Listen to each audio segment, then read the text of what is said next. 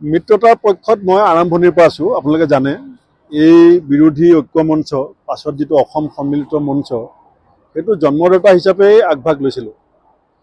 আৰু যিদিনাখন উপনিৰ্বাচনক লৈ কিছু অসুবিধা হৈছিলে সেইদিনাখনো মই কৈছিলোঁ যিহেতু সাময়িক, কাৰণ সেই উপনিৰ্বাচন কেন্দ্ৰিক কথা বতৰাত আমি সাধাৰণ নিৰ্বাচনত অসমৰ ৰাইজৰ স্বাৰ্থ জড়িত যিটো বিষয়, অসমৰ ৰাইজে যিটো বিচাৰিছে বিজেপিৰ দৰে এটা সাম্প্ৰদায়িক ফেচিবাদী শক্তিক পৰাজিত কৰিবৰ কাৰণে, সেইটোত আমি আপোচ কৰিব নোৱাৰোঁ।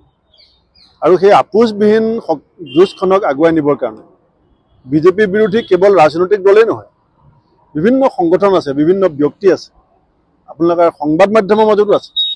আমি সকলোকে একত্ৰিত হোৱাটো বিচাৰিছোঁ, কোনোবাই প্ৰকাশ্যে কোনোবাই পৰোক্ষভাৱে, কিন্তু আমি একেলগ হোৱাটো বিচাৰিছোঁ। আৰু সেইটো কৰিবৰ কাৰণে ৰাহুল গান্ধী ডাঙৰীয়াৰ পৰা আজি তেখেতৰ পৰামৰ্শ বিচাৰিছিলোঁ। আপোনালোকে জানি ভাল পাব যে তেখেতেও আগৰ পৰাই অসমত বিজেপি বিৰোধী শক্তিসমূহ একত্ৰিত হোৱাটো বিচাৰে।